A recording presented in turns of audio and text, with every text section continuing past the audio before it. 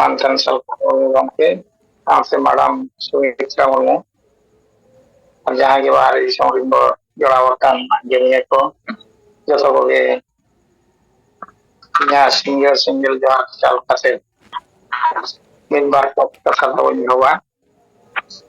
ᱟᱫᱚ ᱯᱨᱚᱛᱷᱚᱢ ᱠᱟᱛᱷᱟ ᱫᱚ ᱱᱚᱣᱟ ᱜᱮ, ᱜᱚᱢᱠᱮ ᱛᱤᱠᱤᱱ ᱚᱱᱟ ᱡᱟᱦᱟᱸ ᱠᱤᱱ ᱟᱞᱳᱪᱚᱱᱟ ᱵᱤᱥᱚᱭ ᱠᱤᱱ ᱫᱚᱦᱚ ᱞᱮᱜᱼᱟ ᱨᱟᱡᱽᱱᱤᱛᱤ ᱟᱨ ᱵᱷᱳᱴ ᱪᱮᱫ ᱞᱮᱠᱟᱛᱮ ᱱᱚᱣᱟ ᱵᱚ ᱥᱩᱫᱷᱟᱹᱨ ᱦᱚᱪᱚᱭᱟ ᱵᱟᱝ ᱵᱚ ᱥᱩᱫᱷᱟᱹᱨ ᱠᱚᱣᱟ᱾ ᱟᱫᱚ ᱚᱱᱟ ᱪᱮᱛᱟᱱ ᱨᱮ ᱤᱧᱟᱹᱜ ᱢᱮᱱ ᱫᱚ ᱱᱚᱣᱟ ᱜᱮ, ᱨᱟᱡᱽᱱᱤᱛᱤ ᱚᱱᱟ ᱫᱚ ᱟᱹᱰᱤ ᱢᱟᱨᱟᱝ ᱡᱤᱱᱤᱥ ᱠᱟᱱᱟ ᱩᱭᱦᱟᱹᱨ ᱞᱮᱠᱟ᱾ ᱨᱟᱡᱽᱱᱤᱛᱤ ᱫᱚ ᱤᱧᱟᱹᱜ ᱩᱭᱦᱟᱹᱨ ᱛᱮ ᱱᱚᱣᱟᱜᱤᱧ ᱢᱮᱱ ᱦᱚᱪᱚᱭᱟ, ᱨᱟᱡᱽᱱᱤᱛᱤ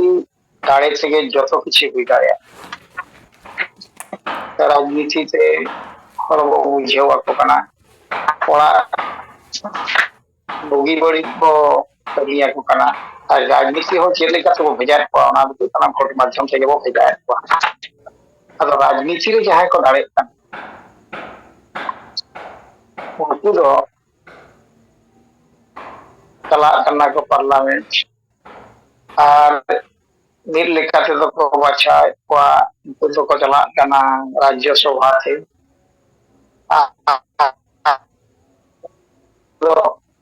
ᱮᱢᱮᱞᱮ ᱠᱚ ᱡᱮ ᱵᱚ ᱵᱟᱪᱷᱟᱣᱮᱫ ᱠᱚᱣᱟ ᱱᱩᱠᱩ ᱦᱚᱸ ᱟᱵᱚᱣᱟᱜ ᱨᱟᱡᱽᱱᱤᱛᱤ ᱦᱚᱲ ᱠᱟᱱ ᱜᱮᱭᱟ ᱠᱚ, ᱟᱵᱚᱜᱮ ᱩᱱᱠᱩ ᱦᱚᱸᱵᱚ ᱵᱷᱮᱡᱟᱭᱮᱫ ᱠᱚᱣᱟ᱾ ᱟᱫᱚ ᱨᱟᱡᱽᱱᱤᱛᱤ ᱛᱮ ᱪᱟᱞᱟᱣ ᱞᱮᱱᱠᱷᱟᱱ ᱦᱚᱲ ᱥᱮᱵᱟ ᱠᱟᱹᱢᱤ ᱠᱟᱱᱟ ᱚᱱᱟ ᱦᱚᱲᱟᱜ ᱫᱩᱠ ᱥᱩᱠ ᱮᱢ ᱵᱩᱡᱷᱟᱹᱣᱟ, ᱵᱷᱚᱞᱚ ᱢᱚᱱᱫᱚᱢ ᱵᱩᱡᱷᱟᱹᱣᱟ, ᱦᱚᱲ ᱪᱮᱫ ᱠᱚ ᱚᱥᱩᱵᱤᱫᱷᱟ ᱠᱟᱱᱟ ᱥᱩᱵᱤᱫᱷᱟ ᱪᱮᱫ ᱫᱚᱨᱠᱟর ᱪᱮᱫ ᱛᱟᱠᱚ ᱫᱚᱨᱠᱟর ᱚᱱᱟ ᱫᱚ ᱯᱨᱚᱠᱨᱤᱛ ᱨᱮᱜᱮ ᱨᱟᱡᱽᱱᱤᱛᱤ ᱦᱚᱲ ᱢᱟᱫᱽᱫᱷᱚᱢ ᱛᱮᱜᱮ ᱚᱱᱟ ᱠᱚᱫᱚ ᱦᱩᱭᱩᱜᱼᱟ᱾ ᱟᱵᱚ ᱱᱤᱛᱚᱜ ᱡᱟᱦᱟᱸ ᱞᱮᱠᱟ ᱜᱚᱢᱠᱮ ᱵᱮᱨᱮᱫ ᱛᱟᱦᱮᱸ ᱦᱚᱞᱟ ᱨᱟᱡᱽᱱᱤᱛᱤ ᱫᱚ ᱫᱟᱲᱮ ᱞᱮᱱᱠᱷᱟᱱᱮ ᱪᱟᱞᱟᱜ ᱟᱢ ᱯᱟᱨᱞᱟᱢᱮᱱᱴ ᱵᱟᱝᱠᱷᱟᱱ ᱞᱳᱠᱥᱚᱵᱷᱟ ᱨᱟᱡᱽᱡᱚ ᱥᱚᱵᱷᱟ ᱚᱸᱰᱮ ᱜᱮ ᱡᱚᱛᱚᱣᱟᱜ ᱡᱩᱲᱩ ᱫᱚ ᱧᱟᱢᱚᱜᱼᱟ᱾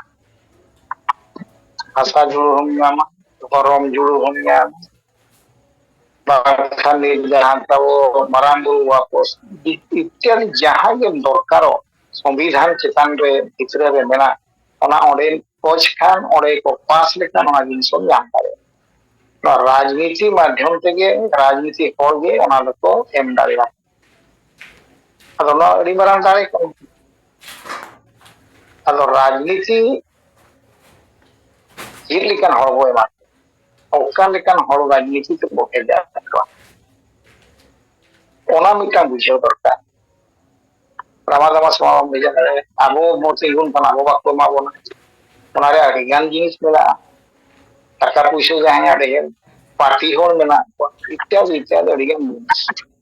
ᱟᱫᱚ ᱚᱠᱟ ᱞᱮᱠᱟᱱ ᱦᱚᱲ ᱟᱵᱚ ᱚᱸᱰᱮ ᱵᱚ ᱵᱷᱮᱡᱟ ᱞᱮᱠᱚ ᱠᱷᱟᱱ ᱟᱵᱚᱣᱟᱜ ᱯᱷᱟᱭᱫᱟ ᱦᱩᱭᱩᱜᱼᱟ, ᱱᱚᱣᱟ ᱦᱚᱲ ᱠᱚ ᱵᱩᱡᱷᱟᱹᱣ ᱦᱚᱪᱚ ᱫᱚᱨᱠᱟর। ᱛᱚᱵᱮ ᱮᱱᱟᱝ ᱢᱤᱫᱴᱟᱝ ᱨᱟᱡᱽᱱᱤᱛᱤ ᱦᱚᱲᱮᱢ ᱵᱟᱪᱷᱟᱣ ᱫᱟᱲᱮᱭᱟᱭᱟ ᱴᱷᱤᱠ ᱦᱚᱲ, ᱟᱨ ᱩᱱᱤ ᱦᱚᱲᱜᱮ ᱟᱵᱚᱣᱟᱜ ᱠᱟᱛᱷᱟᱭ ᱵᱩᱡᱷᱟᱹᱣ ᱫᱟᱲᱮᱭᱟᱜᱼᱟ, ᱟᱵᱚ ᱡᱩᱲᱩᱭ ᱮᱢ ᱫᱟᱲᱮᱭᱟᱜᱼᱟ। ᱚᱱᱟᱛᱮ ᱜᱚᱢᱠᱮ ᱡᱩᱫᱤᱧ ᱢᱮᱱᱮᱫᱼᱟ ᱦᱚᱲ ᱡᱩᱢᱤᱫ ᱯᱞᱟᱥ ᱵᱷᱳᱴ ᱡᱩᱢᱤᱫ ᱥᱚᱢᱟᱱ ᱦᱩᱭᱩᱜ ᱠᱟᱱᱟ ᱦᱩᱸᱰᱟᱹ ᱡᱩᱢᱤᱫ। ᱟᱫᱚ ᱦᱚᱲ ᱦᱚᱸᱛᱟᱢ ᱵᱟᱝ ᱡᱩᱢᱤᱫᱮᱭᱟ, ᱵᱷᱳᱴ ᱦᱚᱸᱛᱟᱢ ᱵᱟᱢ ᱡᱩᱢᱤᱫᱟ, ᱮᱱᱠᱷᱟᱱ ᱫᱚ ᱡᱩᱲᱩ ᱫᱚ ᱪᱮᱫ ᱦᱚᱸ ᱛᱟᱢ ᱵᱟᱹᱱᱩᱜᱼᱟ। ᱚᱱᱮ ᱚᱱᱠᱟ ᱠᱟᱛᱷᱟ, ᱱᱚᱣᱟ ᱠᱚ ᱤᱧᱟᱹᱜ ᱩᱭᱦᱟᱹᱨ ᱛᱮ ᱢᱟᱱᱮ ᱵᱩᱡᱷᱟᱹᱣ ᱞᱮᱠᱷᱟᱱ ᱟᱹᱰᱤ ᱜᱟᱹᱦᱤᱨ ᱠᱟᱛᱷᱟ ᱠᱟᱱᱟ।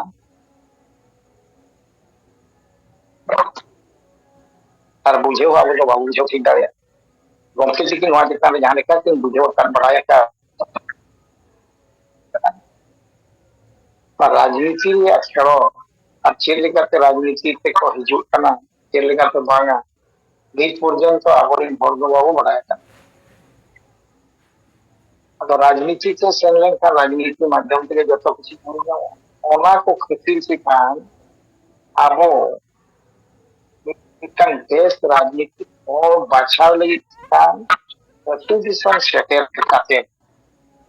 ᱟᱹᱛᱩ ᱟᱹᱛᱩ ᱢᱟᱹᱡᱷᱤ ᱵᱮᱵᱚᱥᱛᱷᱟ ᱨᱮ ᱵᱟᱝ ᱢᱟᱹᱡᱷᱤ ᱠᱚ ᱢᱮᱱᱟᱜ ᱠᱚᱣᱟ, ᱱᱩᱠᱩ ᱦᱚᱸ ᱟᱵᱚ ᱵᱩᱡᱷᱟᱹᱣ ᱦᱚᱪᱚ ᱫᱚᱨᱠᱟর ᱡᱮ ᱟᱵᱚ ᱫᱚ ᱛᱮᱦᱮᱧ ᱵᱷᱳᱴ ᱡᱩᱫᱤ ᱵᱚ ᱮᱢᱟ ᱮᱱᱠᱷᱟन ᱟᱵᱚ ᱢᱤᱫᱴᱟᱝ ᱵᱮᱥ ᱦᱚᱲ ᱵᱚ ᱵᱟᱪᱷᱟᱣ ᱡᱟᱦᱟᱸᱭ ᱡᱩᱫᱤ ᱟᱵᱚᱣᱟᱜ ᱠᱟᱹᱢᱤᱭᱟ। abuak faedae emabon abo jaha bo nyam kala nito ona jinis jenti abuak assembly re parliament re men daᱲᱮᱭᱟᱜ ar ona juru abo koyabon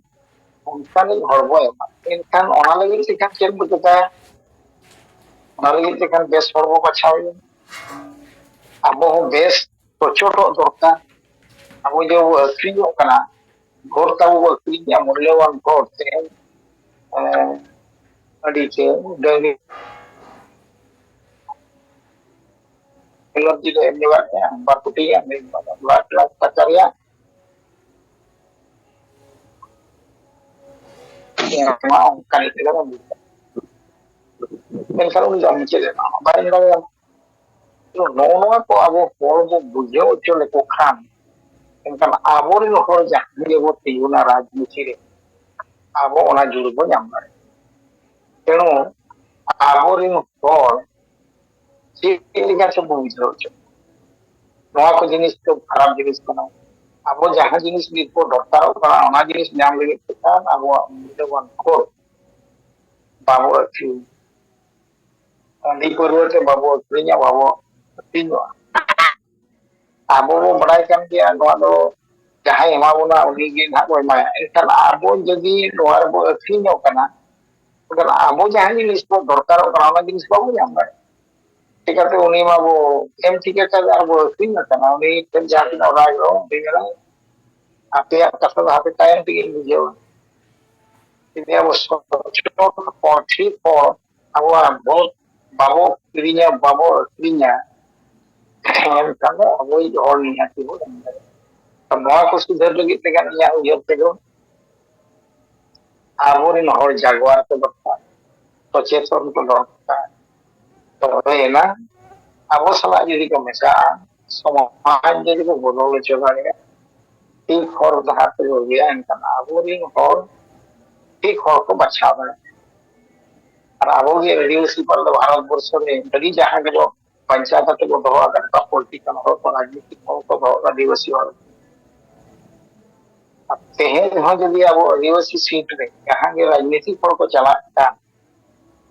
उनको तो तेहे अब जेंटी आदिवासी सर्टिफिकेट ते चेकरी बना आको उनका ये आदिवासी सर्टिफिकेट थे उनको मिलता सीट को आना दिया हम जो बोका है ना tumuru ye data se ya thoda kata la bhai video jetu ona party re chalawa kana awa se nya taka puisa ke nya dale jana wan lo uni ba ja kata itu समाज अच्छा से भाई किंतु जो सरकम हो गया उनको single Amita सीटे अगेन पार्टी हो किंगु या कांग्रेस हो किंगु या बीजेपी हो किंगु या बीजेडी हो किंगु या जो सरकम पार्टी को किंगु টাকা টাকা খরচ করতে কত দাঁড়ে না বাং খরচ করতে কত দাঁড়ে বাং খরচ করতে দাঁড়ে তো নিচে যাহা গমকে চিকেন কিনবে যদি আবো ঠিক বো বুঝেওয়া হল বো জমি দিবা আর ভোট বো জমিদা এনকা দিন পার্টি গলা হবো দাঁড়িয়েছে দাঁড়িয়ে কাছে উনি পার্লামেন্টের অ্যাসেম্বলি রে আবো কথা নাই করে আর যদি পার্টিকুলার সেল কোয়া তার মামা পার্টি আগে মেলা বাং দাঁড়ে কোন লাগি আর ওরে যে মেলা সারনা গরম মালতে তার বাংখান দো আবে দো ভাষা মালতে marang berua apa salah te ambam nandare aku mana kiring hon lega kan sa ara hon kan go satu ni itu go matto tadi perlu matto yang guria dia teno abo राजनीतिक को बाछा को marang re agori no ko jadi wo jumi dena bujhawa wo enkan pokku lagi abo lagi chakoi ke milaya ni to kore la bar kore abo lagi jahe bana uni ke राजनीतिक लेकिन अब परिवर्तन चलेगा तो अगिया हना रखु व्यवस्था ते वो सेटेल लेनखान लोकु जो परिवर्तन किन पाउडा तो ओना परिवर्तन लगी सिखान दो अडी को बसाहा बाबो क्लिनोआ जिन चकना रंग kan गिल्ले तो बाबो जमा आबो जहां जो खुशिया तो रे जुरुप काते वो बिचेर होता कि आबो दिन और आबो लगे तो उनका गोटा ही जो नवा चिंता धारा हो गया इनका को बदल दाड़ेया ana de bodong ar pancao de ta nya ihir do nono ka ini muktani ya एनखान दो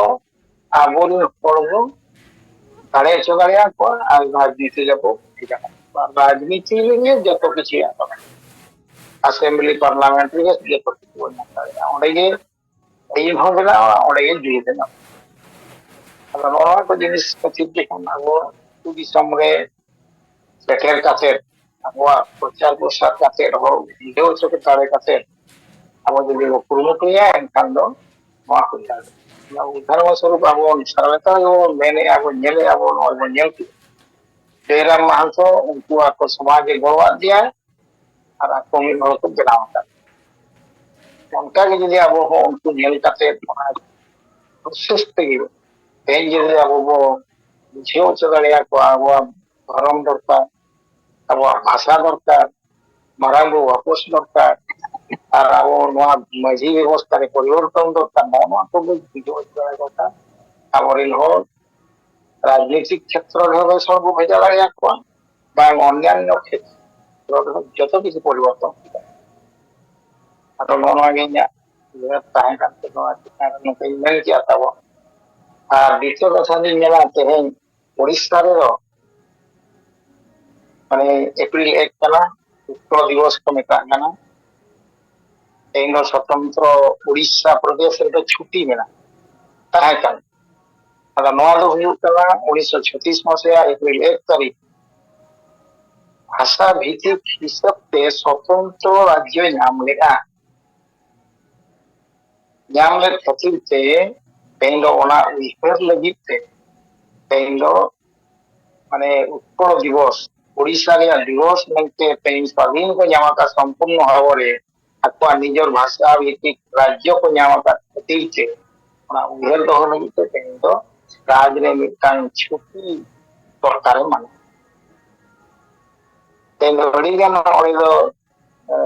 उड़ीसा राजधानी भुवनेश्वर मांग तेज परब लेका तेज ऑब्जर्व नित चलू तो मेन तात्पर्य गमके तकिन अष्टम अनुच्छेद भाषा की सेंगल जदि अब तेज झारखंड दिसम बो चेक आदिवासी राज मिटन भाषा भित्तिक राज्य आदिवासी राज्य हिसाब से तेज झारखंड दिसम को एम चालू लगे अब भाषा भित्तिक हिसाब से तेज उड़ीसा नाम किया बेंगल रे बिहार रे नोते आंध्रा रे गोटापड़ा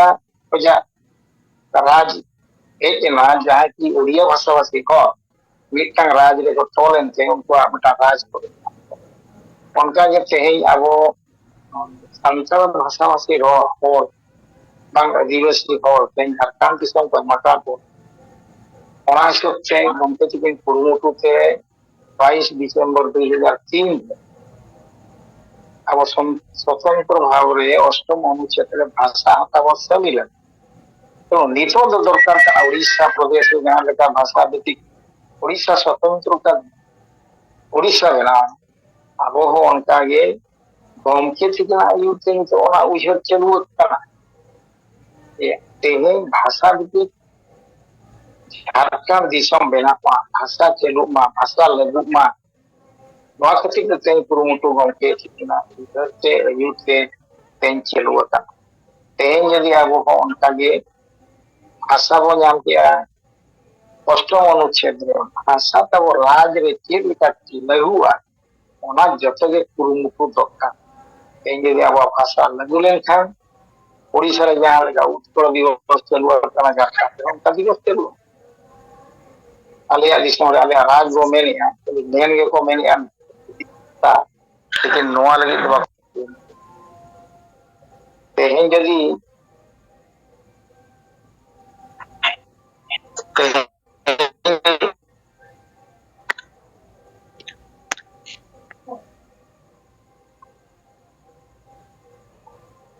हेलो आंजमो तेज जदि अब कुरुमुटु बो छुटावा एनखान दो अब उड़ीसा दिसम लेका अब राज रे अब भाषा बो पालन दाड़ेया आदो अब कुरुमुटु छुटाव दरकार हिसाब से अब कुरुमुटु दो दरकार कान गया ᱚᱱᱮ ᱚᱱᱠᱟ ᱠᱟᱛᱷᱟ ᱱᱤᱛᱚᱜ ᱪᱟᱹᱞᱩ ᱟᱠᱟᱱᱟ ᱳᱲᱤᱥᱥᱟ ᱫᱤᱥᱚᱢ ᱨᱮᱦᱚᱸ ᱛᱟᱵᱚ ᱛᱮᱦᱮᱧ ᱫᱚ ᱯᱩᱨᱟᱹ ᱯᱟᱨᱟᱵᱽ ᱞᱮᱠᱟ ᱛᱮᱦᱮᱧ ᱫᱚᱠᱚ ᱢᱟᱱᱟᱣᱮᱫᱼᱟ ᱟᱫᱚ ᱚᱱᱟᱛᱮ ᱱᱚᱰᱮᱱᱟᱜ ᱩᱭᱦᱟᱹᱨ ᱠᱟᱛᱮ ᱛᱮᱦᱮᱧ ᱜᱚᱢᱠᱮ ᱛᱤᱠᱤᱱᱟᱜ ᱟᱹᱭᱩᱨ ᱛᱮ ᱡᱟᱦᱟᱸ ᱠᱟᱹᱢᱤ ᱦᱚᱨᱟ ᱪᱟᱹᱞᱩ ᱟᱠᱟᱱᱟ ᱵᱷᱟষᱟ ᱯᱨᱚᱪᱚᱱ ᱠᱷᱟᱹᱛᱤᱨ ᱛᱮ ঝাড়খᱚᱸᱰ ᱫᱤᱥᱚᱢ ᱨᱮ ᱯᱨᱚᱛᱷᱚᱢ ᱵᱷᱟষᱟ ᱵᱚ ᱞᱟᱹᱜᱩ ᱦᱚᱪᱚᱭᱟ ᱚᱱᱟᱜᱤᱧ ᱩᱭᱦᱟᱹᱨ ᱠᱮᱫ ᱛᱮ ᱛᱮᱦᱮᱧ ᱢᱤᱫ ᱵᱟᱨ ᱠᱟᱛᱷᱟ ᱛᱟᱵᱚᱧ ᱢᱮᱱ ᱠᱮᱜᱼᱟ ᱡᱮ ᱟᱵᱚ ᱦᱚᱸ ᱡᱚᱛᱚ ᱜᱟᱶᱛᱟ ᱡᱚᱛᱚ ᱦᱚᱲ ᱛᱮᱦᱮᱧ ᱡᱩᱫᱤ ᱱᱚᱣᱟ ᱠᱟᱛᱷᱟ ᱜᱮᱵᱚ ᱩᱭᱦᱟᱹᱨᱟ ᱮᱱᱠᱷᱟन ᱫᱚ निश्चिंत भावरे झारखंड दिसम रहो भाषा दो प्रचलन हुई दाड़ेया और चिकी खातिर तेगे जहां बो छुटाव कना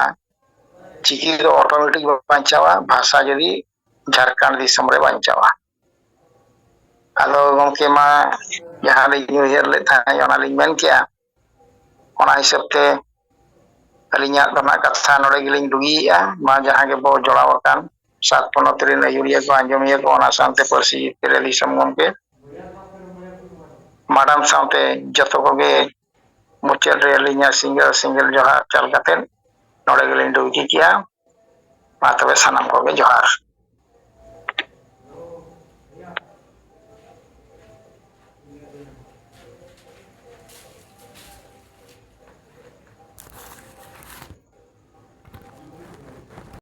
tinggal kami yang kau pasti kalian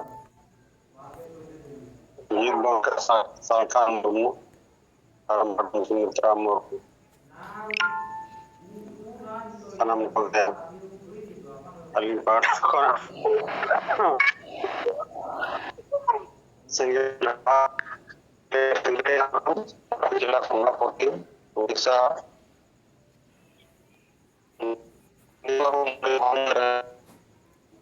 bulan keras halo aku macam kata ini sodori dan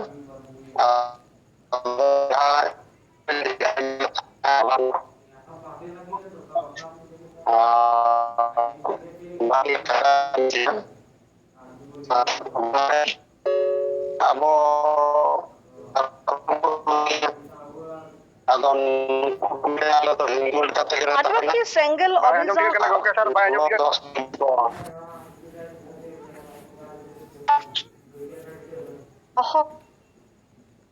और बाजम तो बाजम पे कितना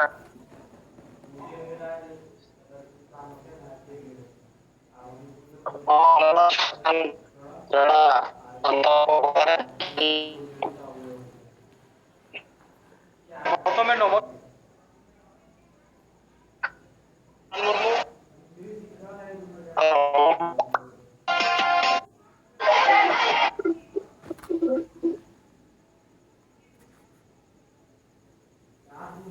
Molano tahu tulisan 8 schedule language adi sangeet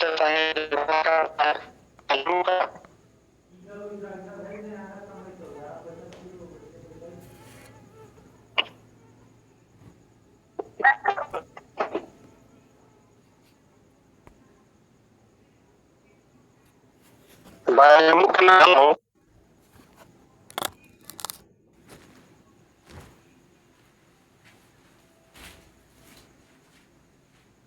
ओना टावर से रहे के तबन बिन रवा खड़ी ना पाए ओना बाजम पे कना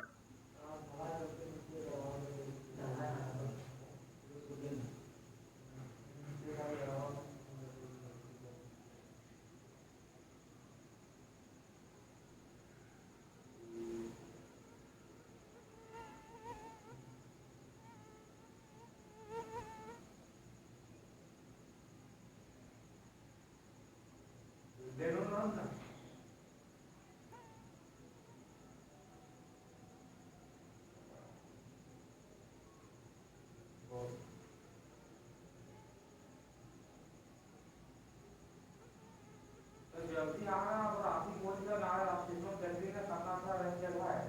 राशि रे जी जिस बिहार से अपने गाड़ी बैठी थी सीधे पहाड़ को लाए थे उसको और पहाड़ को के बाद वहां के पूरा लागे हुए बस सारी जीवन को पहुंच गया आज का गाड़ी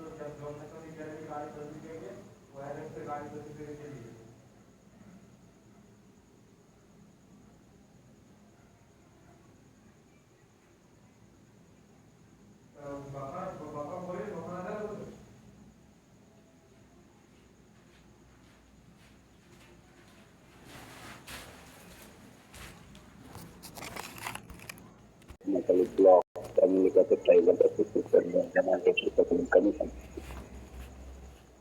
ulama yang বিষয় কিसान galmarao kana bangke role যে রাজনীতি idikate abuak samaj re jahan nukat pada baik tu saja ona kita nak buat tehin betul cak enak Zoom meeting re da adigan gongke jurau kan gemen kan node ona citan jahan rod tehin durkar unka baik dise kana to babu rolida babu mikar to dan sange menak bona kalau lepas mak jadi kata dia dan kalau no ai dikata ling no ibat kata bicara kata ling semangat itu doktor semai konke dol rasite oh ya do jahan ke bo rol khan mai lo daria karena বিষয় চিতন তাহলা গংকে রল রে কিআইজে রাজনীতি ᱪᱮᱫ ᱞᱮᱠᱟᱛᱮ ᱟᱵᱚᱣᱟᱜ ᱥᱚᱢᱟᱡᱽ ᱨᱮ ᱱᱚᱣᱟ ᱟᱵᱚᱣᱟᱜ ᱵᱤᱪᱟᱹᱨ ᱞᱮᱠᱟᱛᱮ ᱪᱮᱫ ᱞᱮᱠᱟᱛᱮ ᱵᱚ ᱟᱹᱜᱩ ᱠᱚᱣᱟ ᱵᱤᱪᱟᱹᱨ ᱟᱛᱳ ᱡᱟᱠᱟᱛ ᱨᱟᱡᱽᱱᱤᱛᱤ ᱥᱚᱢᱟᱡᱽ ᱨᱮᱱᱟᱜ ᱠᱚ ᱜᱟᱞᱢᱟᱨᱟᱣ ᱡᱟᱦᱟᱸᱭ ᱜᱮᱵᱚ ᱨᱚᱲ ᱠᱷᱟᱱ ᱱᱤᱛ ᱨᱚᱲ ᱫᱟᱲᱮᱭᱟᱜᱼᱟ ᱵᱚ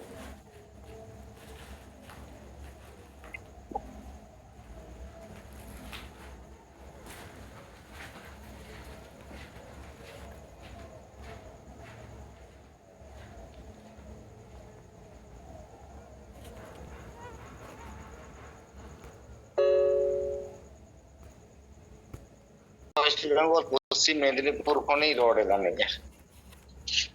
गोमके आजो कना हां आजो कना रोड जुमिटी रे सेलेट गान गोमके सलाते सानाम सेंगल कमी को निन तोरमो ताहेना जोहार इन मानिक बस के वेस्ट बेंगल पश्चिम मेदिनीपुर गोमके तेहिं आलोना दासपुर ड्यूटी चलावर मेटा सब इंस्पेक्टर मेनाया नि और अब सानताड़ कोड़ा गिद्रे किछु गान मेना कोने ओने लॉयना प्रॉब्लम हुई कना जे हिंदू मुस्लिम मेटा राइड चला कना नि आने मालदा रेना घटना खातिर अब उनी सब इंस्पेक्टर नोगिन बुझो किदिया नि अब 3 फुट से राजनीति सम्बन्धे अब अभिज्ञता बान ताहन ताबोनी और हानि नुया हिंदू सा मेसा कते से तुडू सा मेसा कते ओना लड़ाई ले अब लाहा आनी बारिया गान हांडी पर न्यू कते ओना दो अब आगे क्षति होनी और उनी बुझो दिया नि अब जतो हड़ अबरेन जतोगुलो समाज सुसरिया मेना को माझी पारगाना महल ऑल इंडिया राइटर्स एसोसिएशन आसेका उनको जतो हड़ को लिया नि अब तो बाबो राजनीति नि जतो हड़ को लिया नि अब तो नॉन पॉलिटिकल उन दिन खन जे अब हो जे आतो पड़ा रे सानाम हड़ माझी पारगाना जागे मेना को आतो पड़ा रे उनको जतो हड़ नॉन पॉलिटिकल लेते हैं एकदम को राजनीति को सहा का जे मानवीय जे अब जे भोटार अधिकार मेना ताबोना निये अब जे भोट एम खाते जे अब जे सुजोग सुविधा बन जामन निये खन को सहा आगु का बोना निये और उनी निये गिले ली बुझे अब 3 खन अबरन हड़ आको भोट रेना अधिकार सम्बन्धे बाको बाड़ाया बाको बुझानिया उनखन तो अब भागे मंद बाबू विचार दाड़े बाबू उन्नयन दाड़े उनको बुझे बुझे हुई अब प्रत्येकटी हड़ अब तो भोट थे अब जाबतीय सुजोग सुविधा बो चेदा अब रेशन कार्ड में आधार कार्ड में भोटार दिया और भोट बो एम को खातिर राजनीति को जिनिस प्रत्येकटी जिनिस राजनीति जिनिस और अब जाबतीय सुजोग सुविधा हासा ताम भाषा ताम जो राजनीति बो और गमके लई दानी गमके चरक कथा और आबिन जुदी हासा जुदी में रेकर्ड होचोयानी उन्हें पंचायत प्रधान ठेन खन गे आबिन पाट्टा रेकर्ड एम दे और लिन लई बुझाव दिया अब धार बांग्ला बिहार उड़ीसा आसाम झारखंड तीन गान सानताड़ मेना को जुमी जायगा तो अब तो कोई रेकर्ड बनू जे चेलेका तो रेकर्ड बेसी भाग खास जायगा रे मेना को पार्टा रेकर्ड नित पर्यंत बांग हुई कान ताकवा निया आर गोमके आइलिंग पुरी किदिया निया अबिना के कागज पत्र जमी जायगा रे ठीक मेना तबिना लेदा आलिया बानु तालिया नि आले गाना दादुआ nyutum rege menani alana दादुआ nyutum rege menani ya nit पर्यंत उनी गoj akana chaba akana ni am baba गoj akana ni ya nit abin mena binani abina nit rege aribin transfer adare ya ni ताले चले कते बिन पारथ उनको डेट सर्टिफिकेट जोगाड़ कते अबिना apply हो तबिना आबार रेकर्ड दे नोआ को जिनिस बाबिन जुदी बाबिन कोरा हापिन दिन आबिन गिद्रे आकार बिन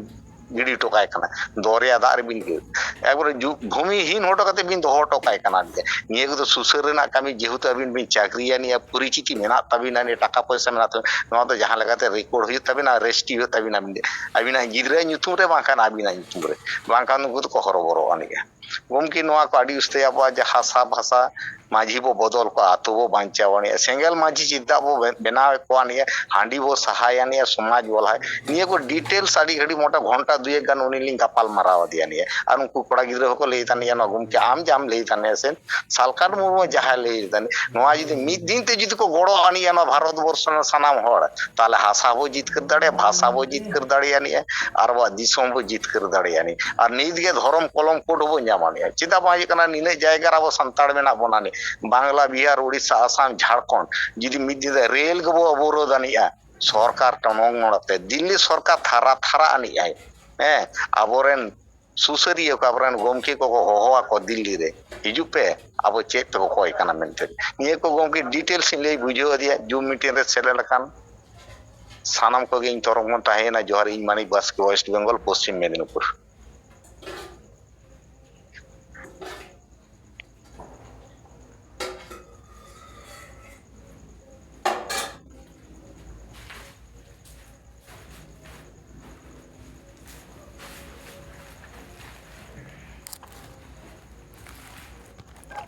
गोमके आजम ᱧᱟᱢ लेना मानिक बास्के गोमके मा आडी बेसा आजमेना मा आडी आयमा गुणन सराव आर मानव जोहार तो आडी नपाय नय सरीगे अदो नय तेहेñ अबो नवा गोमके होला नवा जुमरे आवा जहां राजनीति पार्टी साथे जहां आवा पार्टी रिया विचार लेकाते अब राजनीति रिया गपाल मराव टॉपिक ताहे कना दमा इन पास्टा सेन खन सनाम जुमरे सेलेड अकना वही जीत बोंगा पारसी जीत करिया दिसम गोंके मानवतान सलखान मुर्मू आ जाहिर आय लेकाते वही बने सुमित्रा मुर्मू राष्ट्रीय युवा नेता तिलका मुर्मू ज्योति मुर्मू आर एआई गोटे पनोती सेंगेल हुलगरिया आर नेता को इन पास्टा सेन खन आडी आयमा गुणमान सरहाव आर मानव जोहार इन खेला मुर्मू अतु पदमपुर ब्लॉक सरायकेला जिला सरायकेला खरसवा और सेंगल टीरनी सभापति लेकाते कंपनी मिनिया अदो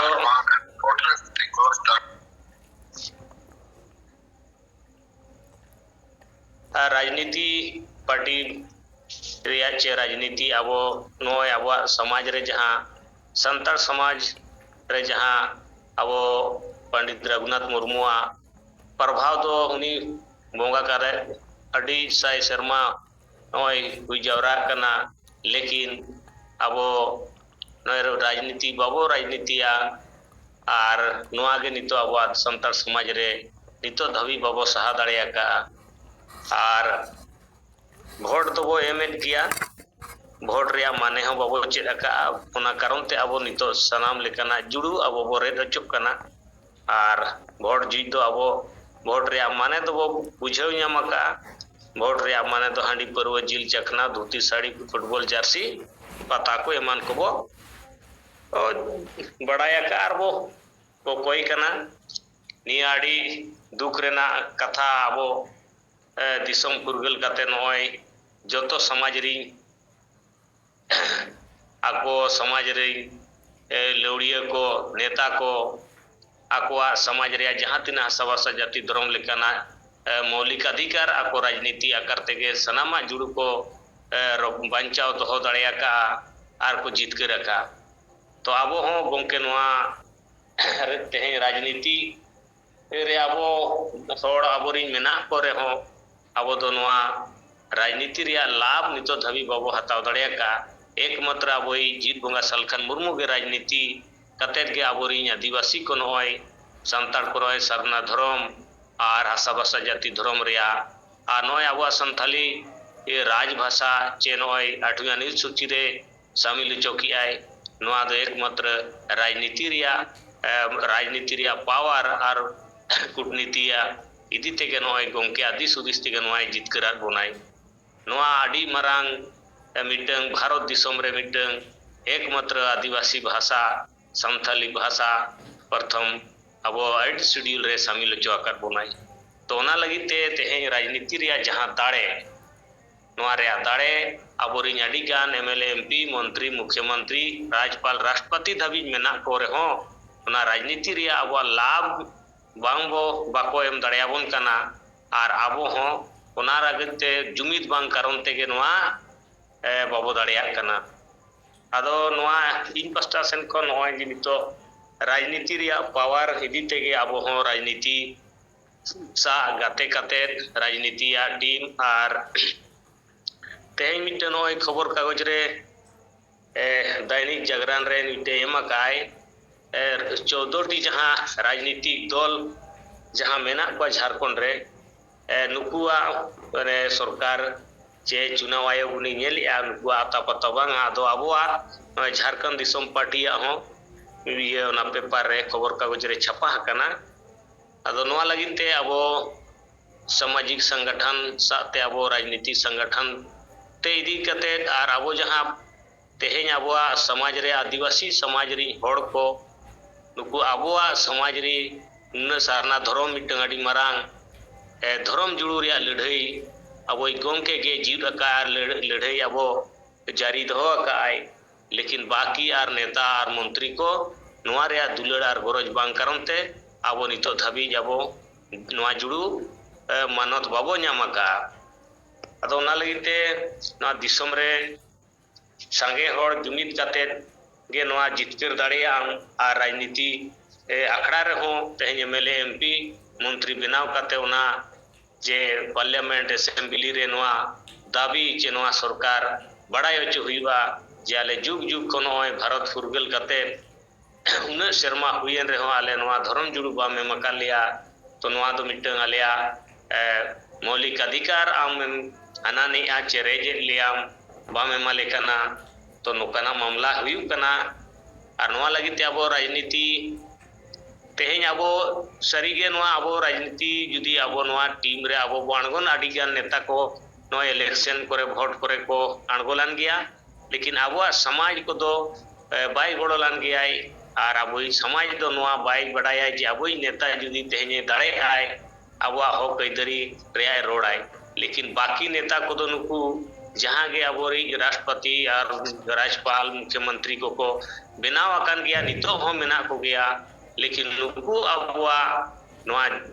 मौलिक अधिकार चेरा संविधान रे हक ऐदरी नुकु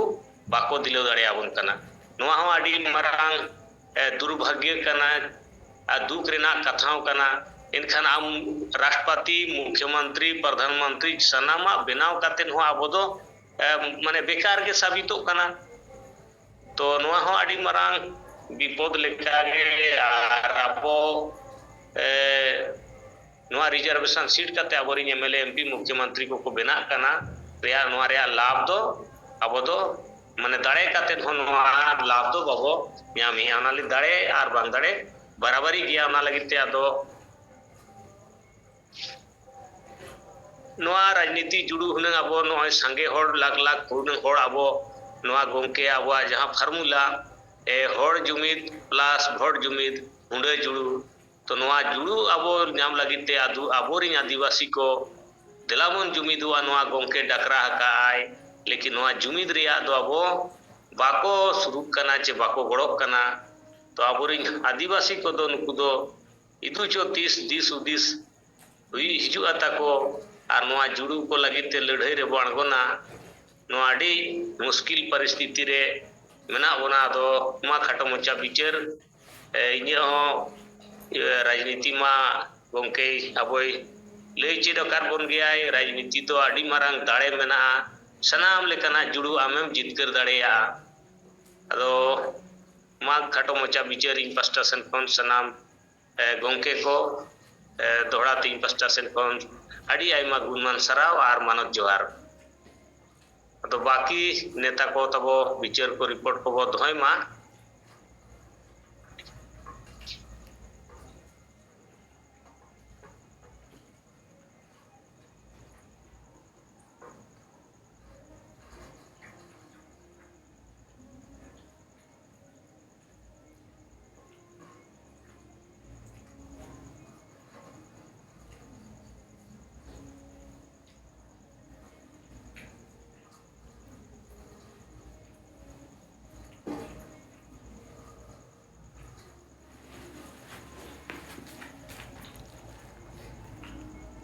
समाज रे चल बनुआ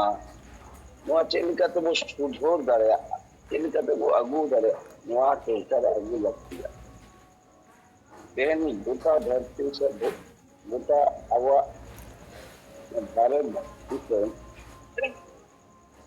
नोआ भोट चलाते चलाते नोआ राजनीति चलाते चलाते ना मेनखान नोआ दो आबो समाज निका बाको बुझो प्रत्येकटी समाज किन्तु नोआ राजनीति और भोट तलाते लहा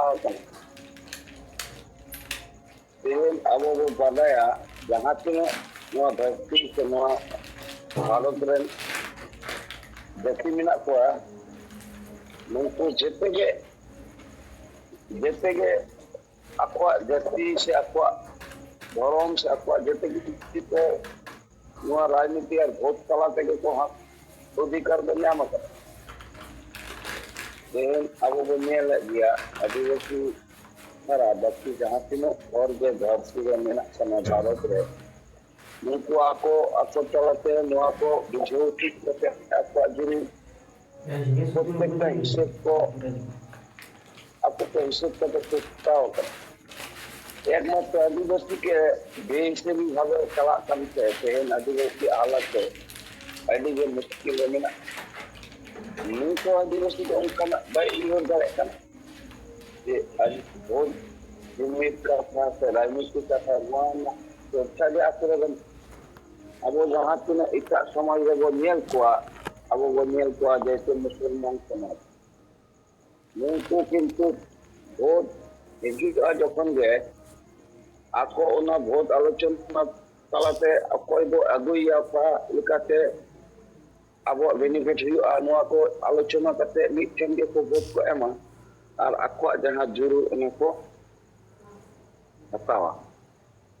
उनका के ख्रिस्टान धर्म रेन हर अति अल्प मेना को एनते रहो आको ओना जुमिद दारे भोट जुमिद दारे खातिर तेगे आको जुरु जतो किसी को बुझो हता उनका अगर जोइनो को 44 लाख मेना को 44 लाख ते नाबो मारांग बुरुआ जहां अब मारांग बुरु जहां ओना को रे हताव के तबोना इनको जोइन को मेनका नुकुआ क्षमता ओकारे राजनीति होरा समान करते जैसे नोआ जायगा को हमेट किदा प्रश्न बहा अदो नोय जे आबोरेन होर दो अने सेदाय लिका नीच हो मेना को जहां तीन अलग पढ़ाव को सेवा कदा नुकु तो बुका मत पाटा ले गनो बुका पाटा नुकु नुकान होर दो नेतृत्व हो मेना को जस्ती आई इन तला तला ते लेगी नुकु तो एरे संगठन कना ते नुकु आसेका से मजी परगना महल विशाल संगठन को दो जेते दलाली को दलाली गया नुकुरन आयुरियो जैसे ये बढ़िया वो नेल कदा जुतुम को हो नुकु बिचार नुकु कथा पे बुझो गया जो नुकु तो शायद आपको दलाली कमी को कमी गया आपको उद्देश्य तो कना जहां लिखा आपको व्यक्तिगत तो लाइक करे जो ओना जे आपको उद्देश्य दो आदो तेहेन आबो वो नेल दा आदिवासी समाज हिजुक कना मारांग बुरु अखरिनो कन हो मिट्टन हो नेता उनका बाको रकाब ओकना जहां जो नोआ को बांचावना कथा को ले एकमात्र सेंगल का दिलो कना भी जो दूंगा मुई गंते के बार दो और नोआ रे विरोध जाए विभिन्न रकम आंदोलन जाए विभिन्न रकम दहारे ᱢᱮᱱᱠᱷᱟन ᱟᱹᱫᱤᱵᱟᱹᱥᱤ ᱡᱟᱜᱨᱩᱠᱛᱟ ᱵᱟᱹᱱᱩᱜ ᱛᱮ ᱟᱫᱚ ᱟᱵᱚ ᱫᱚ ᱩᱱᱤ ᱜᱚᱝᱠᱮ ᱵᱟᱵᱚ ᱜᱚᱲᱚᱣᱟᱭ ᱠᱟᱱᱟ। ᱛᱮᱦᱮᱧ ᱥᱟᱹᱨᱤ ᱜᱮᱛᱚ ᱥᱟᱨᱱᱟ ᱫᱷᱚᱨᱚᱢ কোর্ট মামলা ᱱᱤᱱᱟᱹᱜ ᱴᱟ ᱞᱟᱦᱟ ᱨᱮᱱᱟᱜ ᱠᱟᱨᱚᱱ ᱚᱠᱟ ᱞᱮᱠᱟ? ᱟᱵᱚ ᱜᱚᱝᱠᱮ ᱜᱮ ও ᱧᱮল ᱠᱟᱫᱟ লাগাতার নয় আন্দোলন কিদায় লাগাতার প্রশাসনিক রাজনৈতিক ভাবে ব্যতিব্যস্ত কে কয় উইহরতে বিচারতে মেনকার ক্ষমতা মা কম গেতায় উনকে কিদায় সঙ্গে হর তো নুই গমকে বাকো গড়াই কানা আবো সেঙ্গেল রেন প্রতিনিধি মিকবার হোক যাওয়া কাতে বো নোয়া গমকে কামি রে গড়াই কানা মেনকার সঙ্গে লিডার সঙ্গে হর দো আবো নিয়েলে তো আবুয়াক বাকো গড়ᱚᱜ ᱠᱟᱱᱟ ᱟᱵᱚ ᱥᱮ ᱟᱨ ᱟᱵᱚ ᱜᱚᱝᱠᱮ ᱧᱩᱛᱩᱢ ᱛᱮ ᱟᱹᱰᱤ ᱵᱮᱛᱩᱠᱟ ᱢᱚᱛᱞᱚᱵ ᱠᱟᱛᱷᱟ ᱠᱚ ᱨᱚᱲ ᱜᱮᱭᱟ ᱱᱩᱭ উড়িষ্যা পনত নি ᱢᱤᱫᱴᱮᱱ ᱟᱥᱮᱠᱟᱱ ᱞᱤᱰᱟᱨ ᱥᱩᱱᱫᱚᱨ ᱢᱳᱦᱚᱱ ᱱᱩᱭ ᱜᱚᱝᱠᱮ ᱵᱟᱨᱮᱛᱮ ᱢᱤᱫ ᱵᱟᱨᱭᱟ ᱠᱟᱛᱷᱟ ᱟᱹᱰᱤ ᱞᱟᱦᱟ ᱦᱚᱸ ᱞᱟᱹᱭ ᱠᱟᱫᱟᱭ ᱱᱤᱛᱚᱜ ᱚᱱᱟ ᱪᱤᱠᱤ ᱵᱟᱨᱮᱛᱮ ᱢᱤᱫᱴᱮᱱ ᱠᱟᱛᱷᱟᱧ ᱧᱮᱞ ᱟᱠᱟᱫ ᱟᱸᱡᱚᱢ ᱞᱟᱹᱭ ᱠᱮᱫᱟᱭ ᱵᱟᱹᱲᱤᱡ ᱠᱟᱛᱷᱟ ᱜᱚᱝᱠᱮ ᱞᱟᱹᱭ ᱠᱮᱫᱟ ᱟᱫᱚ ᱱᱩᱭ ᱥᱩᱱᱫᱚᱨ ᱢᱳᱦᱚᱱ ᱞᱮᱠᱟᱱ ᱦᱚᱲᱤᱧ ᱵᱩᱡᱷᱟᱹᱣ ᱧᱟᱢᱮ जहां गंके चिकी ऑल इंडिया संताली एजुकेशन बनाव करते चिकी ऑल ओवर इंडिया रे प्रचार दा है मुछो फले आसे का तला कर मानन प्रचार बाय प्रचार কারণ আইসেক বোর্ড বানার বোর্ড বানার তো নোয়া কানা আইসেক বোর্ড হলো আদি মানে অলপ পড়াও না আদি রকম উন্নত মান অলপ পড়া হয়ে গিয়া ওনা আইসেক বোর্ড থেকে মাধ্যমিক পাস করা আমি ওরাইয়া হোক পাস করা আইসেক বোর্ড তে বাড়ায়া ওনা যাহা এটা সরকারি স্কুল লেখা যে নই আইসেক তো উনকা যে পরিকাঠামো তে নোয়া চালাও যায় তাহলে যাহাই গমকে চিঠি লিখাতে নৌকানা কথা কো লই যায় যে আবো চিঠি নিয়ে আলোবো রেপেজো মা আলোবো তাপাম মা আবুয়া উদ্দেশ্য তাহান মা ঝাড়খণ্ডে ভাষা বিস্তার রাজভাষা বো বিনাওয়া অর্থাৎ আমি সুন্দর মোহন খান গাধা আমি বলতো আমি বুঝো না দাঁড়াইলে বনোয়া আর নৌকান চাঁদো বুঙ্গা বরাবর হওয়ার ইদি কথা আয় কন্ট্রোভার্সি কিছু তৈরি দেয় চিদা তৈরি দেয় বুঝো মাবো নুই সুন্দর মোহন দো আসে কারণে গুলামি চামচাগিরি কোন কানা ᱱᱩᱭᱟᱜ ᱩᱫᱽᱫᱮᱥᱥᱚ ᱫᱚ ᱦᱩᱭᱩᱜ ᱠᱟᱱᱟ ᱦᱚᱲ ᱟᱞᱚ ᱠᱚ ᱡᱩᱢᱤᱫᱚᱜ ᱢᱟ ᱦᱚᱲ ᱵᱤᱪᱟᱹᱨ ᱟᱞᱚ ᱯᱟᱥᱱᱟᱜ ᱢᱟ ᱱᱩᱭ ᱥᱩᱱᱫᱚᱨ ᱢᱳᱦᱚᱱ কোনো দিন আলে নোয়া বেঙ্গল পনত নি আশেকা ইদি কাতে মিদটেন কথা বাই খরচ কাদায় যে চিদা আশেকা নদে লই দাই সারি ধরম নুই কথা বাই লওয়ার কাদায় নুই পুরো নুই দালালি গিয়া আমি পোকা লই গেল দেখুয়া আর লই গেল নুই নুকান চামচা হর খাতির থেকে সংগঠন ইদি কানা আর জনতা হো ক্ষতি এহেন গংকে মা সাপা সাপি দেওয়ার কিদায়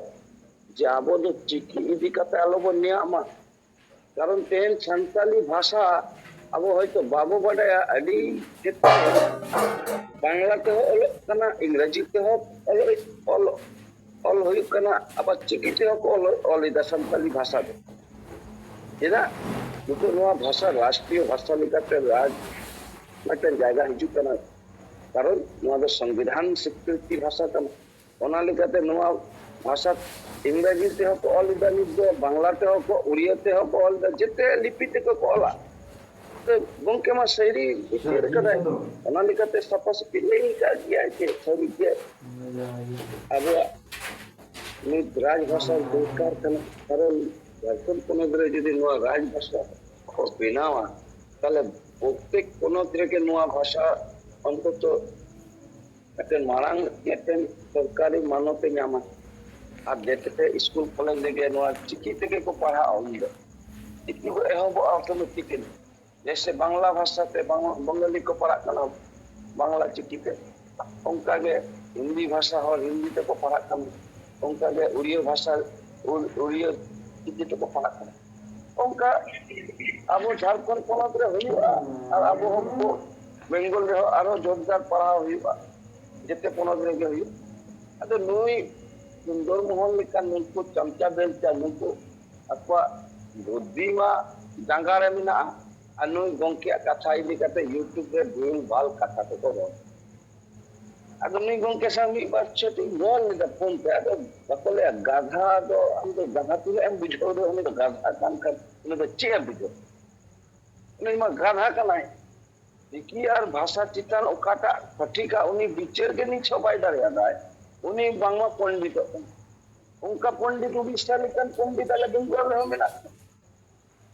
ᱱᱩᱭ ᱯᱚᱱᱰᱤᱛ ᱥᱟᱹᱨᱤ ᱫᱷᱚᱨᱚᱢᱮ ᱯᱨᱚᱪᱟᱨᱮᱫᱟᱭ ᱱᱤᱛ। ᱟᱫᱚ ᱤᱧᱟᱹᱜ ᱢᱚᱱᱮ ᱦᱩᱭᱩᱜ ᱠᱟᱱᱟ ᱡᱟᱦᱟᱸᱭ ᱯᱚᱱᱰᱤᱛ ᱱᱤᱛᱚᱜ ᱥᱟᱹᱨᱤ ᱫᱷᱚᱨᱚᱢᱮ ᱯᱨᱚᱪᱟᱨᱮᱫᱟᱭ, ᱩᱱᱤ ᱵᱩᱡᱷᱟᱹᱣ ᱦᱩᱭᱩᱜᱼᱟ ᱡᱮ ᱱᱚᱣᱟ ᱢᱟ 9 ᱜᱚᱴᱮᱡ ᱯᱚᱱᱚᱛ ᱨᱮᱱ ᱦᱚᱲ ᱫᱚ ᱵᱟᱠᱚ ᱞᱟᱹᱭᱫᱟ, ᱥᱟᱨᱱᱟ ᱫᱚᱠᱚ ᱞᱟᱹᱭᱫᱟ 9 ᱜᱚᱴᱮᱡ ᱯᱚᱱᱚᱛ ᱨᱮ ᱯᱨᱟᱭ 50 ᱞᱟᱠᱷ ᱦᱚᱲ, আর আম তো মিটটেন জেলারেন 2-2 লাখ হর আতে এম লেইদা সারি ধরম আম মানব টিকল কাতেম ᱧᱟᱢᱟ, আম্মা নোয়া জায়গা কন্ট্রিবিউশন এম আগুইদা, তাহলে আম্মা উচিত তাহা কানা জাহাঁ যে মিটটেন ধরম ইদি কাতে ধরো জাহাঁ যে নিত আবো বন লেইদা বারবার যে আবো যুক্তি তো আবো গলকে মা লেই কাদায়, জাহাঁ ধরম নিতুম থেকে বো আবো এমন মতো সে সরকার আলেয়াগ ᱫᱚ কোনো আপত্তি বানুᱜ, আলে তো নিকুম নিয়ে তো বালে লড়াইদা। হ্যাঁ, সারনা ধরম সাপোর্ট না কারণ গে হুᱭᱩᱜ ᱠᱟᱱᱟ ᱟᱞᱮᱭᱟᱜ মূল কারণ যে যেহেতু 50 লাখ চিতান হর কো অল কাদা 2011 রে জনগণনা রে, ওনা কারণ থেকে সাপোর্ট দিছে। নিজ জনগণনা হইলে কা ইনতো ধারণা মেনা প্রায় 1 কোটি 12 কোটি হর বো অলা, কারণ যেভাবে প্রচার করা সেঙ্গেল দাঁড়াইতে জনতা को ऑल गया, এনকান সারি ধরম তিলক কলা একমাত্র পুরুলিয়া বাঁকুড়া জেলা ছাড়া আদো তিলক কলা কলা, আদো তাহলে চে লেকাতে হুᱭᱩᱜᱼᱟ, এদিন তখন তিনি দোকান কানা সে আদো নোয়া নোয়া যে হুᱭᱩᱜ ᱠᱟᱱᱟ রাজনীতি বুদ্ধি সে রাজনীতি দূরদর্শিতা আবহাওয়া বানুᱜᱼᱟ। কিন্তু জনতা কথা বই লেদা মানে নুকু লিডার যাহাই দো মেনা কো চামচা বেলটা ᱩᱱᱠᱩ ᱞᱤᱰᱟᱨ ᱠᱚᱣᱟᱜ ᱵᱟᱹᱱᱩᱜᱼᱟ, ᱡᱮ ᱟᱥᱮ ᱠᱟᱨᱮᱱ ᱠᱤᱪᱷᱩ ᱢᱮᱱᱟᱜ ᱠᱚᱣᱟ ᱡᱮ ᱚᱱᱟ সংগঠন ᱠᱚ ᱵᱮᱨᱮᱫ ᱟᱠᱟᱫᱟ, ᱩᱱᱠᱩ ᱠᱚᱣᱟᱜ সংগঠনের উদ্দেশ্য তাহা কানা চিকি আবিষ্কার, চিকি বো লাহায়া,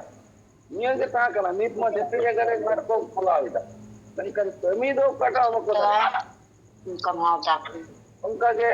ᱢᱟᱹᱡᱷᱤ ᱯᱟᱨᱜᱟᱱᱟ ᱢᱚᱦᱚᱞ 8-10ᱴᱤ ᱧᱩᱛᱩᱢ ᱛᱮᱠᱚ ᱵᱮᱱᱟᱣ ᱠᱮᱫᱟ। ᱱᱩᱝᱠᱩ ᱦᱟᱱᱮ ᱠᱤᱪᱷᱩ ᱫᱚᱠᱚ ᱞᱟᱹᱭᱫᱟ ᱥᱟᱹᱨᱤ ᱫᱷᱚᱨᱚᱢ, ᱠᱤᱪᱷᱩ ᱫᱚ ᱥᱟᱨᱱᱟ ᱫᱷᱚᱨᱚᱢ, ᱠᱤᱪᱷᱩ ᱫᱚ ᱮᱲᱮ ᱫᱷᱚᱨᱚᱢ, ᱠᱤᱪᱷᱩ ᱫᱚ ᱟᱱᱟ ᱫᱷᱚᱨᱚᱢ ᱱᱚᱣᱟ ᱫᱷᱚᱨᱚᱢ ᱛᱮᱠᱚ ᱵᱷᱟᱜᱽ ᱪᱟᱵᱟᱭᱮᱫᱟ। ᱱᱩᱝᱠᱩ ᱟᱵᱚ ᱦᱚᱲ অর্থাৎ নুংকু ᱫᱚ পার্টিকুলারলি কোনো কামিন জন্য ᱫᱚ ᱵᱟᱹᱱᱩᱜ ᱠᱚᱣᱟ, ᱱᱩᱠᱩᱣᱟᱜ উদ্দেশ্য ᱫᱚ ᱦᱩᱭᱩᱜ ᱠᱟᱱᱟ ᱪᱮᱫ ᱞᱮᱠᱟᱛᱮ ᱦᱚᱲ বিভ্রান্ত ᱠᱟᱛᱮ ᱠᱚ ᱫᱚᱦᱚ ᱠᱚᱣᱟ। আর সারিগে নুকু দᱚᱦᱚ ᱟᱠᱟᱫ ᱠᱚᱣᱟ ᱠᱚ বলে যে আবহাওয়া সেঙ্গেলাᱜ ᱠᱟᱹᱢᱤ ᱫᱚ ᱠᱟᱹᱴᱤᱡ কম ᱧᱚᱜ ᱟᱠᱟᱱᱟ, কারণ নুকু ᱵᱟᱨᱵᱟᱨ ᱠᱚ ᱰᱤᱥᱴᱟর্ᱵ ᱠᱟᱜ ᱵᱚᱱᱟ। উড়িষ্যা ᱨᱤᱱᱤᱡ ᱡᱟᱦᱟᱸᱭ ᱥᱩᱱᱫᱚᱨ ᱢᱳᱦᱚᱱᱟᱜ ᱠᱟᱛᱷᱟᱧ ᱞᱟᱹᱭ ᱠᱮᱫᱟ, ᱯᱟক্কা চামচাগিরি ᱜᱮᱭᱟ। ᱱᱩᱭ ᱢᱤᱫ ᱫᱤᱱ ᱦᱚᱸ ᱵᱮᱝᱜᱚᱞ ᱯᱚᱱᱚᱛ ᱨᱮ ᱟᱥᱮᱠᱟ ᱥᱟᱹᱨᱤ ᱫᱷᱚᱨᱚᱢ ᱵᱟᱭᱥᱤ ᱧᱩᱛᱩᱢ ᱛᱮ ᱵᱟᱭ ᱞᱟᱹᱭ ᱞᱮᱫᱟ ᱢᱤᱫ ᱫᱤᱱ ᱦᱚᱸ, ᱡᱮ ᱟᱞᱮ ᱱᱚᱰᱮ ᱞᱮ ᱱᱚᱣᱟ ᱞᱮ ᱞᱟᱹᱭ ᱠᱟᱜ ᱠᱚ ᱪᱮᱫᱟᱜ ᱵᱟᱠᱚ ᱞᱟᱹᱭ ᱫᱟᱲᱮᱭᱟᱜ ᱠᱟᱱᱟ, ᱢᱤᱫ ᱫᱤᱱ ᱦᱚᱸ ᱫᱩᱲᱩᱵ ᱯᱟᱱᱛᱮ ᱠᱟᱛᱮ ᱦᱚᱸ ᱱᱚᱝᱠᱟᱱᱟᱜ ᱠᱟᱛᱷᱟ ᱵᱟᱭ ᱞᱟᱹᱭ ᱠᱮᱫᱟ। ᱥᱮ ᱩᱱᱤ ᱤᱫᱤ ᱠᱟᱛᱮ ᱤᱭᱩᱴᱩᱵ চ্যানেল ᱨᱮ ᱢᱤᱫ ᱫᱤᱱ ᱦᱚᱸ ᱵᱟᱹᱲᱤᱡ ᱠᱟᱛᱷᱟ ᱵᱟᱭ ᱞᱟᱹᱭ ᱞᱮᱫᱟ। ᱪᱮᱫᱟᱜ? ᱠᱟᱛᱷᱟ ᱨᱮᱜᱮ ᱢᱮᱱᱟᱜᱼᱟ চোরে চোরে মাস্ত তো ভাই, মানে বানার বুয়া গে তো কুমড়ো গিয়া কিন সে না সংগঠন কিন nyutum কিন সামাং কাতে কিছু সরকার ঠেন কিছু কিন হাতাওয়া, কিছু কৌডি কিন হাতাও গে, নোয়া গে উদ্দেশ্য তা। আর সান্তাল সে আদিবাসী সমাজে কিছু নুকুᱣᱟᱜ লেনা দেনা বলে, কারণ আবো বো ᱧᱮᱞ ᱮᱫᱟ যে নিতো বর্তমান পরিস্থিতি চেদ লেকা চালাᱜ কানা ভারত রে, বিভিন্ন ধরম রেন হড় বিভিন্ন রকম ভাবে কো ভেগার ভেগার মেটেন আকᱚᱣᱟᱜ ব্যক্তিগত মতামত ᱠᱚ ᱥᱟᱢᱟᱝ ᱮᱫᱟ, বিভিন্ন রকম আᱠᱚᱣᱟᱜ দাঁড়ে ᱠᱚ ᱠᱮᱴᱮᱡ ᱮᱫᱟ, ᱟᱠᱚ ᱠᱚ ᱠᱮᱴᱮᱡᱚᱜ ᱠᱟᱱᱟ ᱡᱤᱱᱤᱥ ᱠᱟᱛᱮ। ᱟᱫᱚ ᱟᱵᱚ ᱫᱚ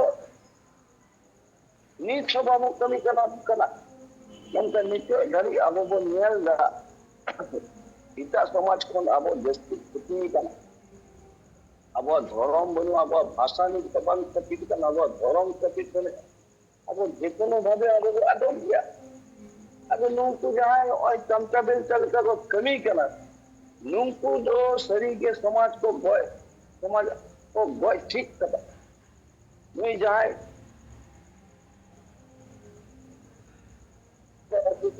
লিডার ᱠᱚ ᱱᱩᱝᱠᱩᱣᱟᱜ ᱞᱟᱡᱟᱣ ᱫᱚᱨᱠᱟর যে আপে মা ᱠᱟᱹᱢᱤ ᱵᱟᱯᱮ ᱫᱟᱲᱮᱭᱟᱜᱼᱟ, ᱢᱮᱱᱠᱷᱟᱱ ᱟᱯᱮ ᱞᱟᱹᱜᱤᱫ ᱥᱚᱢᱟᱡᱽ ᱡᱮ ᱜᱩᱡᱩᱜ ᱠᱟᱱᱟ, ᱜᱚᱡ ᱥᱚᱢᱟᱡᱽ ᱟᱞᱚ ᱯᱮ ᱜᱚᱡ ᱴᱷᱤᱠᱚᱜ ᱠᱟᱱᱟ। ᱱᱚᱣᱟ ᱟᱯᱮ ᱞᱟᱹᱜᱤᱫ ᱜᱮ ᱚᱱᱟᱛᱮ ᱥᱟᱵᱫᱷᱟᱱᱚᱜ ᱯᱮ ᱟᱯᱮ ᱱᱤᱛ ᱡᱩᱫᱤ ᱵᱟᱯᱮ ᱥᱟᱵᱫᱷᱟᱱᱚᱜᱼᱟ ᱟᱯᱮ ᱜᱟᱯᱟ ᱤᱛᱤᱦᱟᱥ ᱨᱮᱠᱚ ᱚᱞ ᱯᱮᱭᱟ ᱡᱮ ᱟᱯᱮ ᱞᱮᱠᱟᱱ ᱦᱚᱲ ᱠᱷᱟᱹᱛᱤᱨ ᱜᱮ ᱱᱚᱣᱟ ᱥᱚᱢᱟᱡ ᱜᱚᱡ ᱪᱟᱵᱟ ᱟᱠᱟᱱᱟ ᱟᱨ ᱡᱟᱦᱟᱸᱭ ᱡᱮᱞ ᱵᱚᱸᱜᱟ ᱱᱚᱣᱟ ᱥᱚᱢᱟᱡ ᱮ ᱵᱟᱧᱪᱟᱣ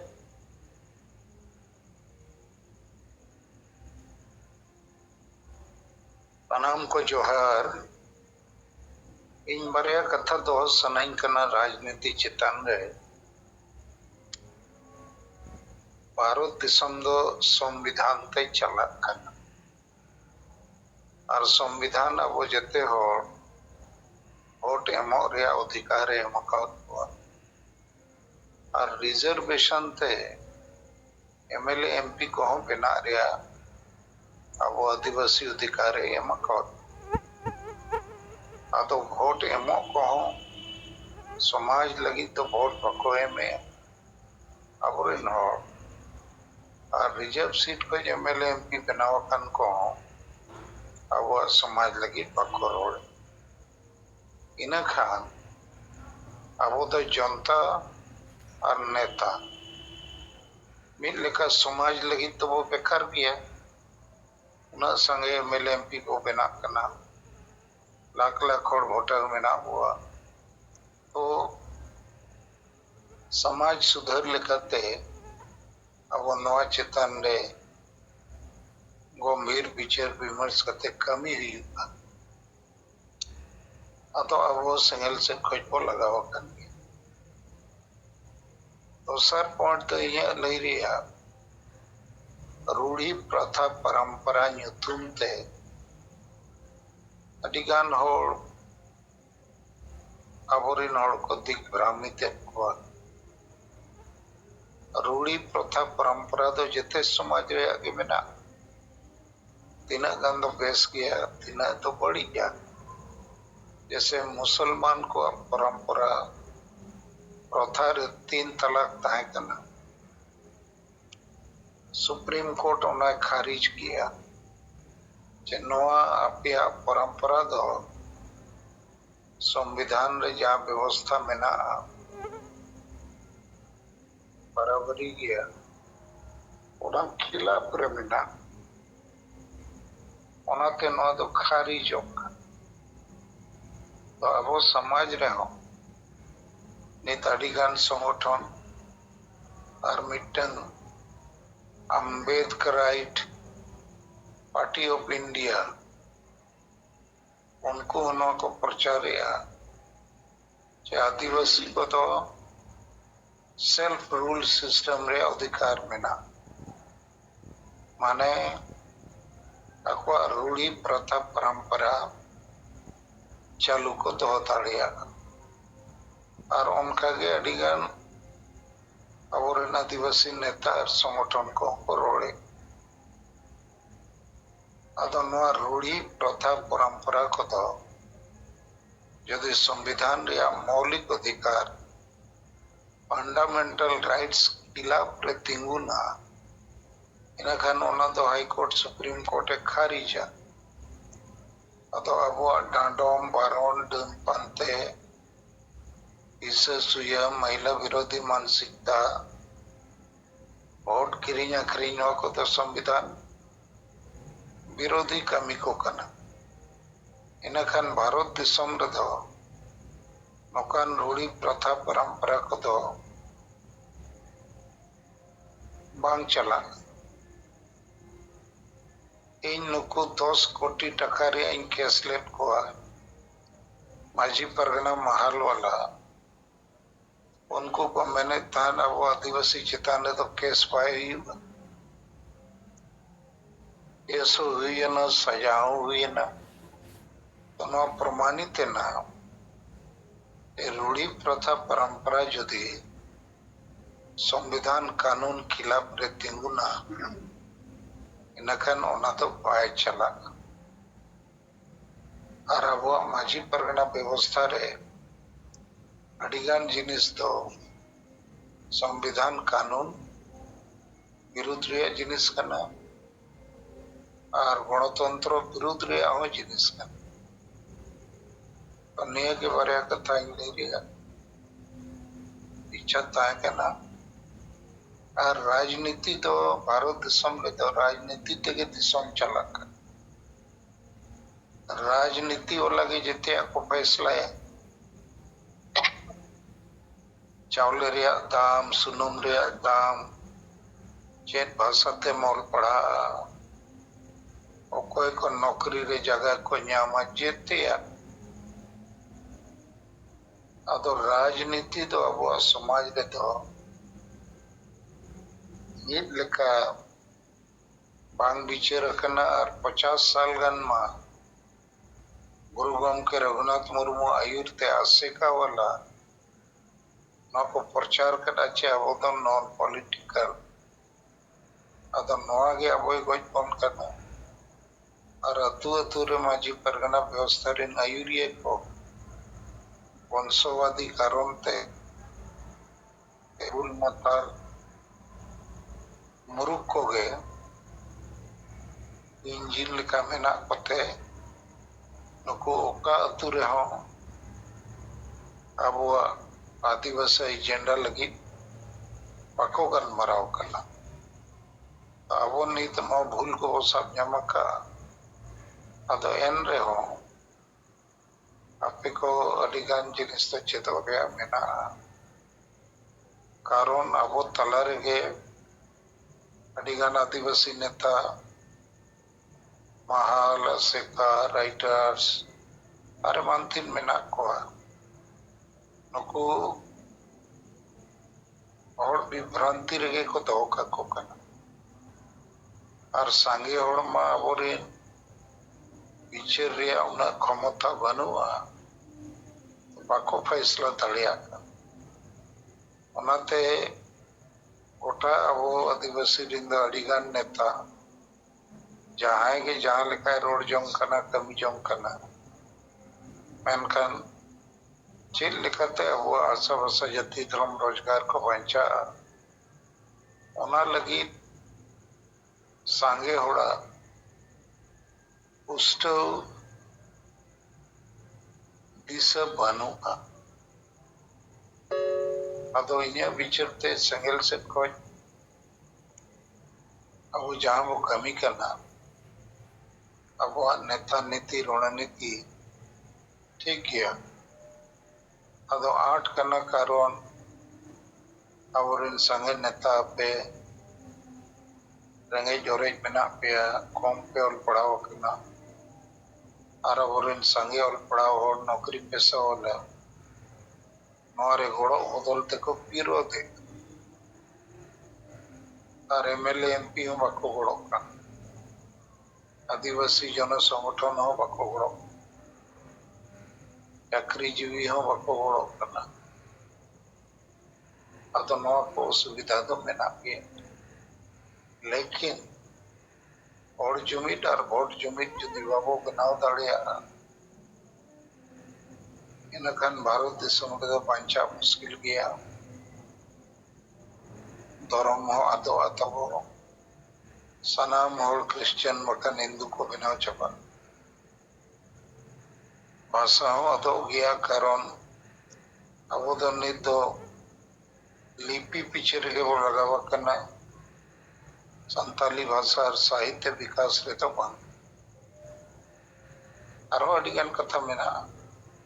माजोहर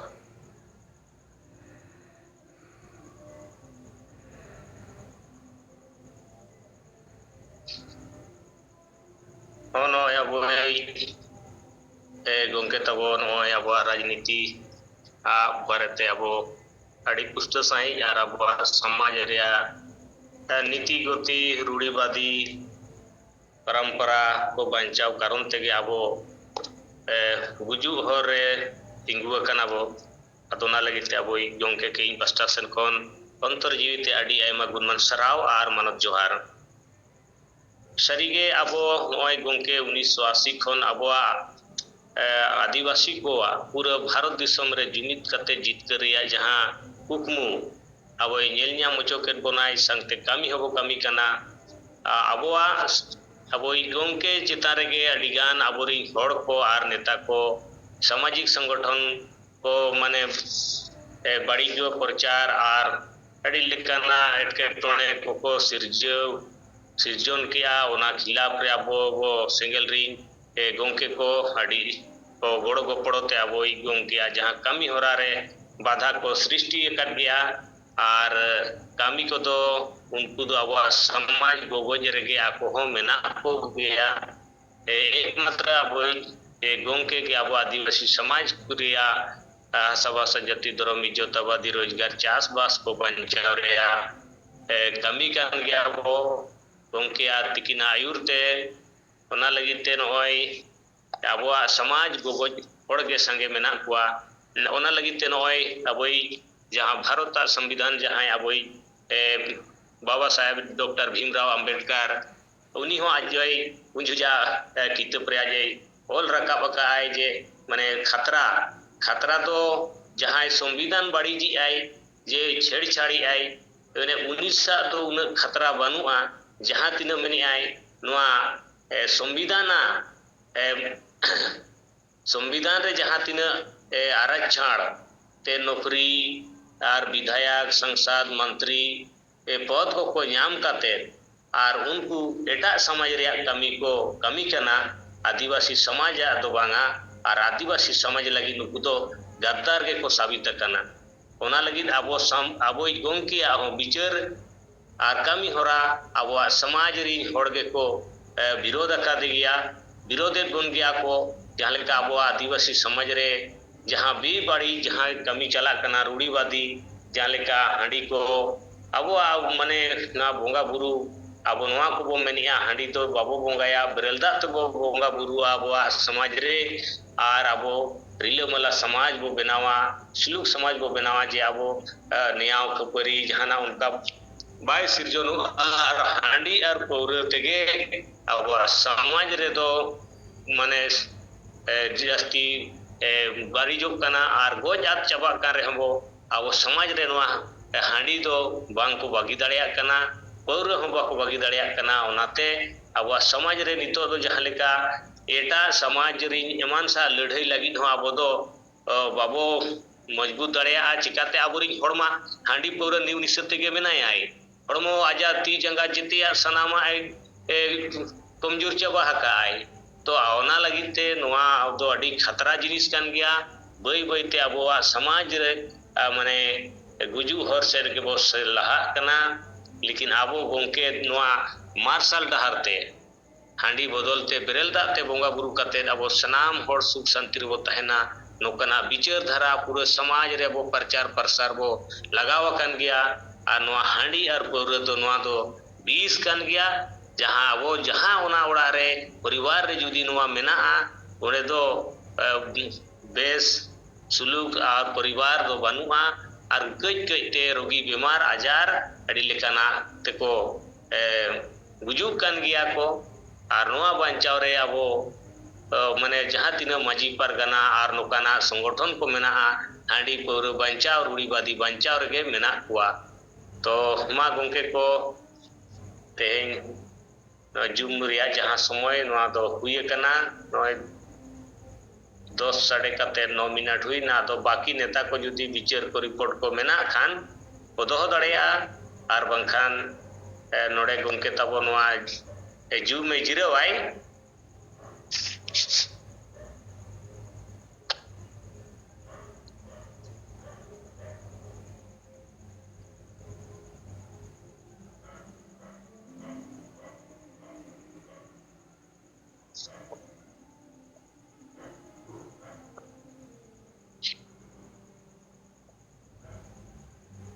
अदो मुचेरे तब इन पास्टा सेन खन जुमित बाखेड़ी सपड़ाव का अदो मा जुमित बाखेड़ अब नेहबिया जुदी बाकी नेता को जुदी विचार को रिपोर्ट को मेना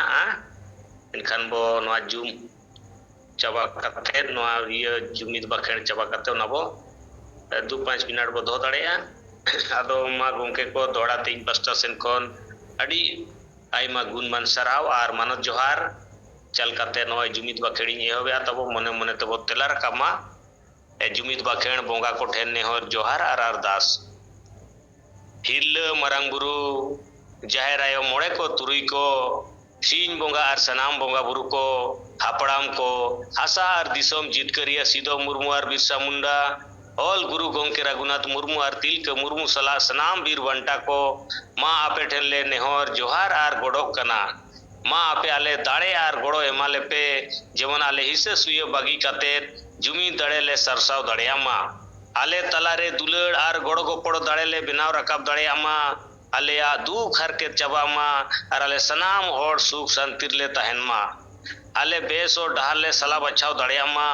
और बेस और डहार ले तड़म माँ शरिया रोड और बेसा पंजा लगी आलो ले बोतरो माँ साहस एमाले पे बदलो कान समय सला ताल में ले दोहो दड़िया माँ कोड़ा कुड़ी मी जुमित कते ले तड़म दड़िया माँ आलेया जाति धर्म हासा भाषा मन सम्मान इज्जत आबादी रोजगार चासबास ले बंचाव दोहो दड़िया माँ फालतू कामी निस इस भोट किरिंग अखरिंग और बुलू ले बागी माँ जेमन आलेया मने जीवी और हड़मो केटेज तहन माँ जुमड़ी कुमड़ू स्वार्थी और बाड़ी होड़ पांजा बागी कातेर आलेया समाज ले पांजा केटेज माँ बोंगा बुरु को माँ आले सलाते आले रिन माजी परगना और नायके कोहो दाड़े और गोड़ो एमा को पे जेमन वा बांचाव कमी रेको गोड़ो माँ दिसोम गोंके सलखन मुर्मू आयुरते संताड़ी पारसी ले जितकर किया एमाए पे केटे दाड़े गोड़ो और बुद्धि जेमन आजा आयुरते सरना धरम और दिसोम लगे ले जितकर दड़िया माँ बोंगा बुरु को माँ सनाम दारे बुरु जीव जंतु चेणे चिपरू और एटा मनवा को हो आशीर्वाद एमा को पे जेमन आको हो सुख शांति को तहन माँ जोहार इतो दो क्रिया हताओ शपथ ग्रहण जोजमती चुपुट कते शर्मा सेद बोरकाबा माँ बोंगा बुरु को आपे सखी सभा कते इन आर आले किरिये ले हतावेदा चे आलिया जाति धर्म हासा भाषा इज्जत आबादी रोजगार चासबास मन बंचाव लगी इन आर आले तन मन धन ते गोड़ो ले मुआ आपे आले आशीर्वाद एमाले पे जेमन आले लगे ले जुमी दो आर जीत करो माँ जोहार अदो माँ इन पास्टा सेन कौन जुमित बाखेण को तो बुझ हुईसत किया दौड़ाते अब वही जीत बोंगा पारसी जीत करे दिसम गोंके मनतन सलखन मुर्मू और जहर आले कता वही सुमित्रा मुर्मू और ये गोटे पनोत्री जुमरे सेलेद अकान सनाम सेंगल हुलगरिया को इन पास्टा सेन को नाडी आयमा गुणमान सराव और मानव जोहार चल कते नोडेगे इन कथा मुचाद दिया माँ दौड़ाते सनाम को जोहार और जुमरे समय को नय हुई कना गया आज